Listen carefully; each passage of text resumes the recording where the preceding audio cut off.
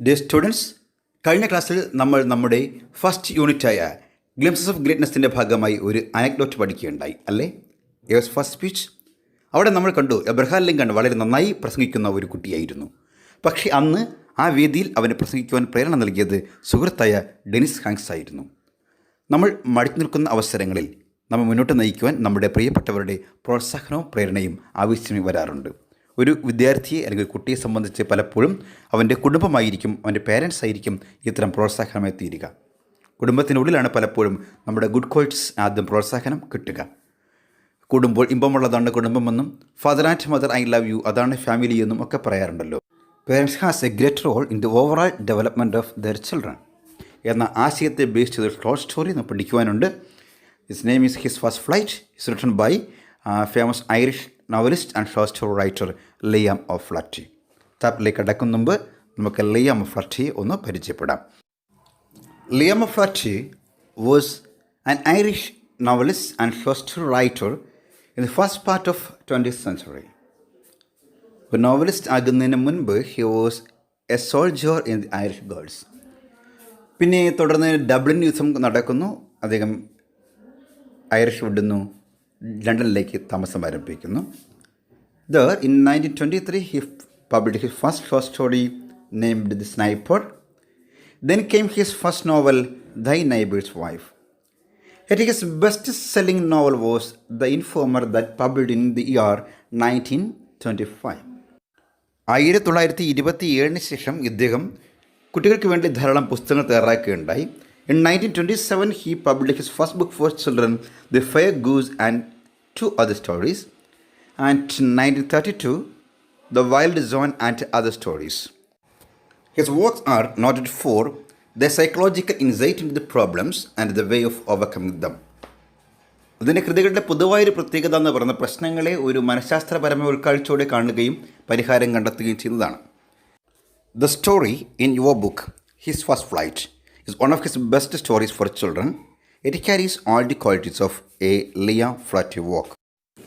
The story is about a little seagull who was afraid to fly. ഈ കഥ എന്ന് പറയുന്നത് about a little seagull, ഒരു seagull കുഞ്ഞിൻ്റെ കഥയാണ്. സീഗൾ എന്ന് വെച്ചാൽ കടൽക്കാക്ക കുഞ്ഞിൻ്റെ കഥയാണ്. എന്താ അതിൻ്റെ പ്രത്യേകത? Who was afraid to fly, പറക്കുവാൻ ഭയമുണ്ടായിരുന്ന. അങ്ങനെ പറക്കുവാൻ ഭയമുണ്ടായിരുന്ന ഒരു കടൽക്കാക്ക കുഞ്ഞിൻ്റെ കഥയാണ് ഇതിലൂടെ പറയുന്നത്. The psychological approach of parents to train their children to face the problems in life is revealed through this simple story. The psychological approach of parents, മനഃശാസ്ത്രപരമായ സമീപന രീതി ആരുടെ? മാതാപിതാക്കളുടെ, പാരൻസിൻ്റെ മനഃശാസ്ത്രപരമായ സമീപന രീതിയാണ് is revealed through the simple story. ഈ simple സ്റ്റോറിയിൽ reveal ചെയ്യപ്പെടുക, റിവീൽ എന്ന് വെച്ചാൽ വെളിപ്പെടുക എന്നാണ്. ഈ ലളിതമായ കഥയിലൂടെ വെളിപ്പെടുന്നത് the psychological approach of parents ആണ്. രക്ഷാകർത്താക്കളുടെ മനഃശാസ്ത്രപരമായ സമീപന രീതിയാണ്. എന്തിനു വേണ്ടിയുള്ള? To train their children to face the problems in life. ലൈഫിലെ പ്രോബ്ലംസിനെ, ജീവിതത്തിലെ പ്രശ്നങ്ങളെ ഫേസ് ചെയ്യുവാൻ, അഭിമുഖീകരിക്കുന്നതിന് വേണ്ടി ടു ട്രെയിൻ ദെയർ ചിൽഡ്രൻ, കുട്ടികളെ പരിശീലിപ്പിക്കുന്നതിന് വേണ്ടി പാരൻസ് നടത്തുന്ന സൈക്കോളജിക്കൽ അപ്രോച്ചാണ് revealed through the simple story. ഒറ്റ വാചകത്തിൽ പറഞ്ഞാൽ, ജീവിതത്തിലെ പ്രശ്നങ്ങളെ അഭിമുഖീകരിക്കുന്നതിന് വേണ്ടി കുട്ടികളെ പരിശീലിപ്പിക്കുന്നതിനായി മാതാപിതാക്കൾ നടത്തുന്ന സൈക്കോളജിക്കൽ അപ്രോച്ച്, മനഃശാസ്ത്രപരമായ സമീപന രീതിയാണ് ഈ ലളിതമായ കഥയിലൂടെ വെളിപ്പെടുന്നത്. ഇനി പറയുന്ന കാര്യം കുറച്ചുകൂടി ശ്രദ്ധാപൂർവ്വം മനസ്സിലാക്കിയെടുക്കണം. His first flight relates the importance of independence and self confidence as well as the need to remain involved in family life. Through the story of the birds, the writer conveys the importance of self-esteem and self-reliance. Dear students, ഈ രണ്ട് സെൻറ്റൻസുമാണ് ഈ സ്റ്റോറിയുടെ message എന്ന് പറയുന്നത്. നമുക്കതിൻ്റെ meaning നോക്കാം. ആദ്യം ഇതിലുള്ള കുറച്ച് പുതിയ വേർഡ്സ് നോക്കാം. ഫസ്റ്റ് സെൻറ്റൻസിൽ ഇമ്പോർട്ടൻസ് ഓഫ് ഇൻഡിപെൻഡൻസ് എന്ന് പറയുന്നുണ്ട്, സ്വാതന്ത്ര്യത്തിൻ്റെ പ്രാധാന്യം. ആൻഡ് സെൽഫ് കോൺഫിഡൻസ്, ആത്മവിശ്വാസം. ചേർത്ത് പറഞ്ഞാൽ the importance of independence and self confidence, ആത്മവിശ്വാസത്തിൻ്റെയും സ്വാതന്ത്ര്യത്തിൻ്റെയും അനാശ്രയത്വത്തിൻ്റെയും, ആരെയും ആശ്രയിക്കാതിരിക്കുന്നതിൻ്റെയും പ്രാധാന്യം. ആസ് വെൽ ആസ്, ഒപ്പം തന്നെ as well as means ഒപ്പം തന്നെ. ഏതിനൊപ്പം തന്നെ? They needed to remain involved in family life. They needed to remain. They needed to ആവശ്യം. എന്തിൻ്റെ ആവശ്യം? Remain involved in family life. Family ലൈഫിൽ ഇൻവോൾവ് ആയിരിക്കേണ്ടതിൻ്റെ, ഫാമിലി ലൈഫിൽ കുടുംബജീവിതത്തിൽ ഉൾപ്പെട്ടിരിക്കേണ്ടതിൻ്റെ ആവശ്യകത. അപ്പോൾ കുടുംബജീവിതത്തിൽ ഉൾപ്പെട്ടിരിക്കേണ്ടതിൻ്റെ ആവശ്യകതയ്ക്ക് ആസ് വെൽ ആസ് ഒപ്പം തന്നെ the importance of independence and self confidence, അനാശ്രയത്വത്തിൻ്റെയും ആത്മവിശ്വാസത്തിൻ്റെയും പ്രാധാന്യമാണ് his first flight relates. His first flight ബന്ധപ്പെടുത്തുന്നത് കുടുംബത്തിൽ ഉൾപ്പെട്ടിരിക്കേണ്ടതിൻ്റെ ആവശ്യത്തിനൊപ്പം തന്നെ ആത്മവിശ്വാസത്തിൻ്റെയും ഇൻഡിപെൻഡൻസിൻ്റെയും പ്രാധാന്യത്തെക്കുറിച്ച് കൂടിയാണ്. ഫസ്റ്റ് സെൻറ്റൻസിൻ്റെ മീനിങ് മനസ്സിലായെന്ന് തോന്നുന്നു. ദ സെക്കൻഡ് സെൻറ്റൻസിൽ വരുന്ന രണ്ട് പുതിയ വേർഡ്സ് അല്ലെങ്കിൽ അല്പം അപരിചിതമായ words self esteem and self reliance എന്നതാണ്. സെൽഫ് എസ്റ്റീം മീൻസ് ആത്മാഭിമാനം, സെൽഫ് റിലയൻസ് മീൻസ് സ്വാശ്രയത്വം. ടെക്സ്റ്റ് പറയുന്നത് through the story of the birds, ഈ പക്ഷികളുടെ കഥയിലൂടെ the writer informs, the writer അറിയിക്കുന്നത് the importance of self esteem and self reliance, ആത്മാഭിമാനത്തിൻ്റെയും സ്വാശ്രയത്വത്തിൻ്റെയും പ്രാധാന്യത്തെക്കുറിച്ച് കൂടിയാണ്. അപ്പോൾ ഈ കഥയിലൂടെ റൈറ്റർ നമ്മളെ അറിയിക്കുന്നത് ആത്മാഭിമാനത്തിൻ്റെയും സ്വാശ്രയത്വത്തിൻ്റെയും ഇമ്പോർട്ടൻസിനെ കുറിച്ച് കൂടിയാണ്. ഈ രണ്ട് സെൻറ്റൻസുകളും കാര്യമായി ഓർമ്മിച്ച് വയ്ക്കുക, because it is the message of this story. So we can go to the first paragraph of your story, his first flight. His first flight, Liam O'Flaherty. The young seagull was alone on his lights. His two brothers and his sister had already flown away the day before. He had been afraid to fly with them. Somehow, when he had taken a little run forward to the brink of the ledge and attempted to flap his wings, he became afraid. The great expanse of sea stretched down beneath, and was such a long way down, miles down. He felt certain that his wings would never support him. So he bent his head and ran away back to the little hole under the ledge where he slept at night. Now let us understand the meaning of the paragraph. As I said earlier, it's the story of a young seagull, a very little seagull. When the story begins, you can see our young seagull was alone on his ledge. He was single on his ledge. There was no one with him on that ledge. Do you know the meaning of the word ledge? Ledge is the projecting part from a rock or projecting part from a wall. Now you can imagine a huge rock, a steep rock in the middle of the sea, and there was a projecting part on that rock, and that is called a ledge. And on that ledge, our young seagull, our little seagull, he was alone. He's alone. What happened to his brothers and sister?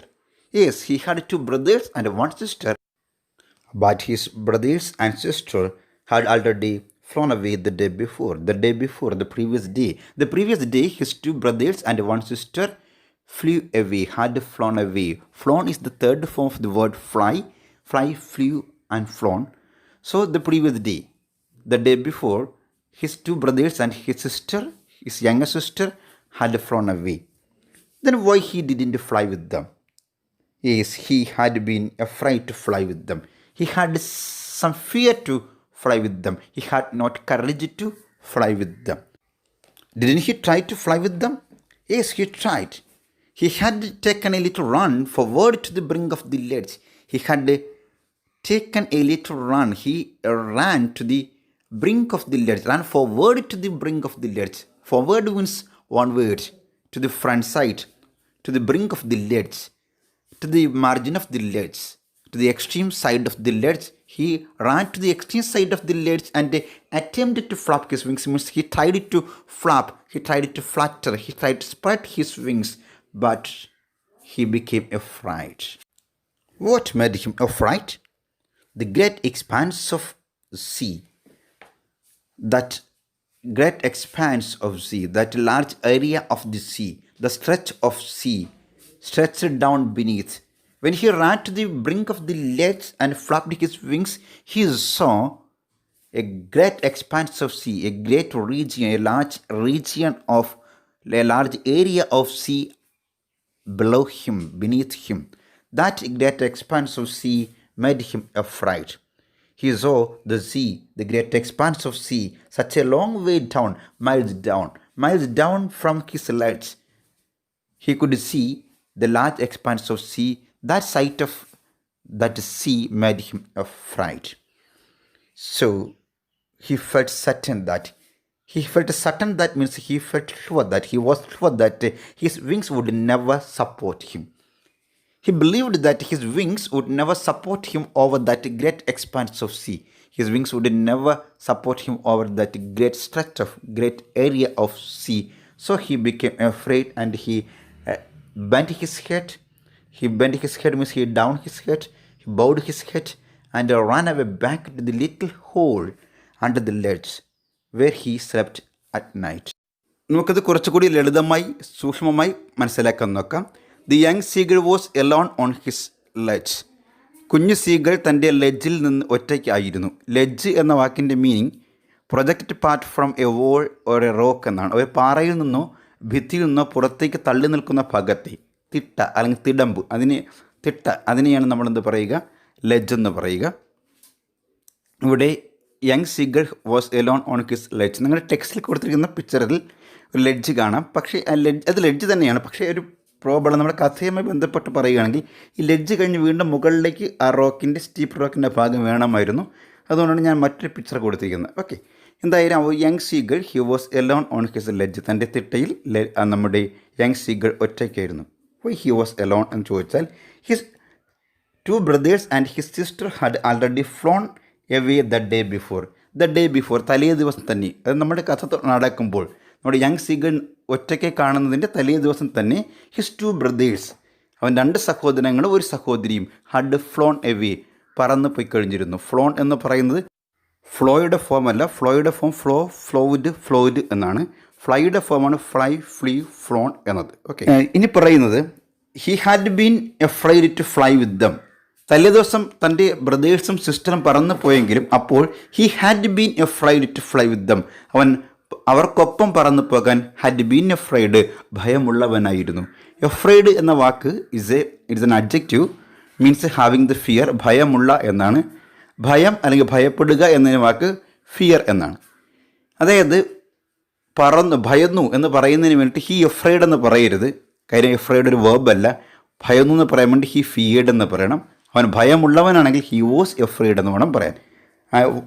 എഫ്രൈഡും ഫിയറും തമ്മിലുള്ള difference എന്ന് മനസ്സിലാക്കണം. Okay, somehow എങ്ങനെയോ when he had taken a little run, ഇപ്പോൾ ഭയമുണ്ടെങ്കിലും എങ്ങനെയൊക്കെയോ he had taken a little run, ഒരു ചെറിയൊരു ഓട്ടം നടത്തുകയുണ്ട്. ഒന്ന് ഫോർവേഡ്, മുന്നോട്ടൊന്ന് ഓടി to the brink of the ledge, ആ ലെഡ്ജിൻ്റെ തിട്ടയുടെ ബ്രിങ്ക് വരെ ഒന്ന് പോയി. And attempt to flap his wings, തൻ്റെ ചിറകൊന്ന് വിടർത്താൻ ശ്രമിച്ചു.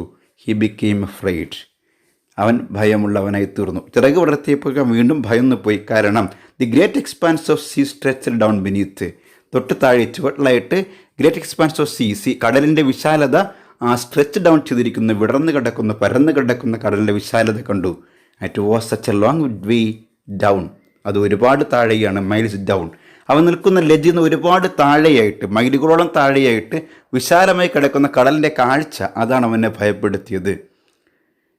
And it was such a long way down and he felt certain, അവൻ ഒരു കാര്യം ഉറപ്പായി, that his wings would never support him. അവൻ കുഞ്ഞു പക്ഷിയാണ്, അതുകൊണ്ട് തന്നെ അവൻ്റെ ചിറക് അതിനെ സപ്പോർട്ട് ചെയ്യില്ല എന്ന് അവൻ വിശ്വസിച്ചു. ഹി വാസ് സർട്ടൻ, അവൻ ഉറപ്പായിരുന്നു, തീർച്ചയായും. സോ ഹി ബൻ ഹിസ് ഹെഡ്, അതുകൊണ്ട് അവൻ ശിരസ് കുനിച്ചു. ലജ്ജ കൊണ്ടായിരിക്കണം അല്ലെങ്കിൽ വിഷമം കൊണ്ടായിരിക്കണം. ഹി ബൻ ഹിസ് ഹെഡ്, അവൻ തല കുനിച്ചു. അവൻ്റെ റാൻ അവേ ബാക്ക്, എന്നിട്ട് പിന്തിരിഞ്ഞോടി. എവിടേക്ക്? To the little hole under the ledge, ആ ലെഡ്ജിൻ്റെ അടിയിലുള്ള ആ ചെറിയ ഹോളിലേക്ക്. Where he slept at night, അവൻ രാത്രി മുഴുവൻ കിടന്നുറങ്ങി അത് അവിടെയായിരുന്നു. അപ്പോൾ തലേ ദിവസം തൻ്റെ ബ്രദേഴ്സ് സിസ്റ്ററും പറന്നു പോയപ്പോൾ അവൻ ചിറകടിച്ച് ഒപ്പം പോകാൻ നോക്കി, പക്ഷെ ശ്രമിച്ചിട്ട് നടന്നില്ല. അവൻ ലജ്ജ കൊണ്ട് പിറകോട്ടോടി ആ ഹോളിൽ പോയിരുന്നു. അവിടെയാണ് ഹീ സ്ലെപ്റ്റ് അറ്റ് നൈറ്റ്, അവൻ രാത്രി കിടന്നുറങ്ങിയത്. അപ്പോൾ അവൻ രാത്രി കിടന്നുറങ്ങി. അതിൻ്റെ പിറ്റേ ദിവസത്തെ കാര്യമാണ് നമ്മൾ കാണുന്നത്. The young seagull was alone on his ledge. അപ്പോൾ ബ്രദേഴ്സ് പറന്നു പോയതും അവൻ ശ്രമിച്ചത് നമുക്ക് ഇന്നലെയാണ്. Today he's alone on his ledge, ഇന്ന് അവൻ അവൻ്റെ ലെഡ്ജിൽ ഒറ്റയ്ക്കിരിക്കുന്നു. അവിടെ നിന്നാണ് നമ്മുടെ കഥ സ്റ്റാർട്ട് ചെയ്യുന്നത്.